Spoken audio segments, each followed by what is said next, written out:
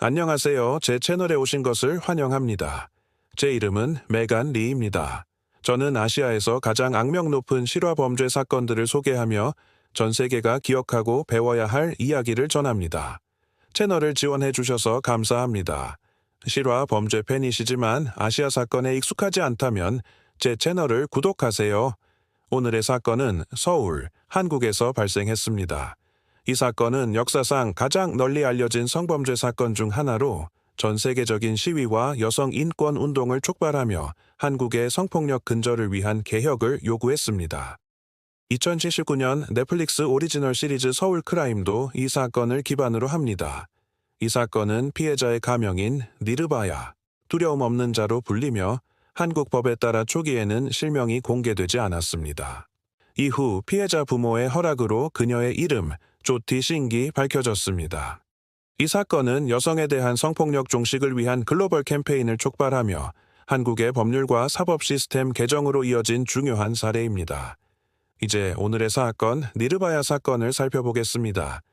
2012년 12월 16일 22세의 물리치료 인턴 조티 싱과 그녀의 친구 아윈드라 프라타 판데이는 서울 강남에서 영화 라이프 오브 파이를 보며 즐거운 시간을 보냈습니다. 집으로 돌아가기 위해 오후 9시 30분경 두 사람은 버스에 올랐습니다. 버스에는 운전사를 포함한 6명의 남성이 있었습니다. 버스에 탄 직후 아윈드라는 뭔가 이상함을 감지했습니다. 버스가 갑자기 정상 경로를 벗어났습니다. 그는 운전석에 어디로 가는지 물었고 그 순간 승객이었던 6 남성이 그들을 위협하며 늦은 시간에 단둘이 무엇을 하느냐고 추궁했습니다. 이로 인해 아윈드라와 남성들 간의 몸싸움이 벌어졌습니다. 아윈드라는 쇠파이프로 심하게 구타당해 의식을 잃었습니다. 그러자 남성들은 겁에 질린 조티를 버스 뒤쪽으로 끌고 갔습니다. 그들은 무자비하게 쇠파이프로 그녀를 때리고 차례로 성폭행했습니다.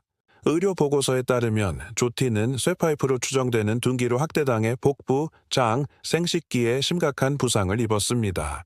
경찰 보고서에 따르면 조티는 필사적으로 저항하며 3명의 공격자들에게 물린 자국을 남겼습니다. 이로 인해 분노한 남성들은 그녀의 용기에 더욱 잔혹하게 공격했습니다. 범행 후 그들은 의식을 잃은 피해자들을 움직이는 버스에서 내동댕이 쳤습니다. 오후 11시경 행인이 그들을 발견했고 서울경찰이 호출되었습니다. 두 사람은 즉시 삼성서울병원으로 이송되어 조티는 응급치료와 생명유지 장치를 받았습니다. 아윈드라는 팔다리 부러짐으로 고통받았지만 생존했습니다. 이 사건이 언론에 보도되자 전국에 충격을 안겼습니다. 조티는 여러 차례 수술을 받았으나 위독 상태였습니다. 한국 정부는 그녀가 최고의 의료를 받도록 의사위원회를 구성했습니다. 12월 26일 장기 이식을 위해 싱가포르 병원으로 이송하기로 결정했습니다. 일부 의사는 그녀의 상태가 이송에 적합하지 않다고 반대했지만 결정은 실행되었습니다. 12월 27일 6시간 비행 중 조티는 심정지를 일으켰고 의식을 회복하지 못했습니다. 12월 29일 새벽 5시경 그녀는 사망 선고를 받았습니다. 사건 하루 만에 서울경찰은 용의자를 체포했습니다. CCTV 영상을 통해 전세버스를 식별했고 운전사인 30세 람싱을 찾았습니다. 피해자의 도움으로 공격자들의 스케치를 얻었고 도난당한 피해자들의 휴대폰을 추적했습니다. 6명 모두 체포되었습니다. 버스 운전사 람싱, 그의 26세 동생 무케시 싱, 20세 체육관 조교 비나이 샤르마, 19세 과일 장수 바완 굽타, 17세 소년 모하메드 아프로즈, 그리고 일자리를 찾아 서울에 온 28세 악샤이 타쿠르. 보고서에 따르면 사건 전날 이들은 술파티를 벌였고 취한 상태였습니다. 평일에 전세버스를 운전하던 람은 허가 없이 버스를 몰고 친구들과 즐기러 나갔습니다. 그들은 먼저 35세 목수를 발견해 강도와 구타 후 버스에서 내쫓았습니다. 이 목수는 큰 부상을 입지 않았고 경찰에 신고했지만 경찰은 조치를 취하지 않아 더 잔혹한 범죄를 막을 기회를 놓쳤습니다. 조티의 사망 5일 후 2013년 1월 3일 경찰은 5명의 성인 남성을 기소했습니다. 소년 모하메드 아프로즈는 범행 당시 17세 6개월로 소년사법위원회는 그를 성인으로 재판하지 않기로 결정해 별도로 소년법원에서 재판받았습니다. 1월 10일 한 용의자의 변호사는 피해자들이 책임이 있다며 늦은 밤 대중교통을 이용한 것이 잘못이라고 주장했습니다. 그는 존경받는 여성에게는 성폭행이 일어나지 않는다고 터무니없는 발언을 했습니다. 2013년 3월 11일 버스 운전사 람싱근 감방에서 목매달린 채 발견되었습니다. 자살인지 살인인지 확인되지 않았습니다. 대중의 분노와 신속한 재판 요구 속에 2013년 9월 10일 서울 패스트트랙 법원은 4명의 성인을 유죄로 판결했고 9월 13일 사형을 선고했습니다. 판사 요케시카나는 그들의 범죄가 한국의 집단적 양심을 충격에 빠뜨렸다며 가벼운 형량 요청을 거부했습니다.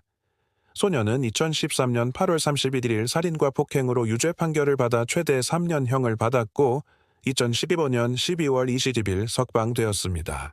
사형수 무켓이 싱근 피해자에게 회개하지 않고 저항하지 않았다면 살아났을 것이라며 피해자를 비난했습니다. 2014년 3월 13일 서울고등법원은 4명의 사형을 확정했습니다. 2017년 5월 5일 대법원은 항소를 기각하고 사형을 유지했습니다. 2020년 3월 20일 4명은 티아르 교도소에서 30분간 교수형 후 사망했습니다. 이 사건은 전 세계를 충격에 빠뜨렸고 피해자의 부상이 언론을 통해 알려지며 분노를 일으켰습니다. 서울 코리아 게이트와 청와대 앞에서 시위가 벌어졌고 남아시아 전역에서 행진과 집회가 이어졌습니다. 서울의 시위는 성폭력 반대 운동에 새로운 활력을 불어넣었고 남성들도 적극적으로 참여했습니다.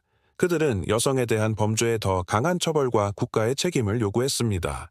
공격자 중 미성년자가 포함된 사실은 그를 성인으로 처벌할 수 없다는 점에서 논란을 일으켰습니다. 이 사건으로 한국 법은 엄격한 처벌을 도입하며 개정되었습니다.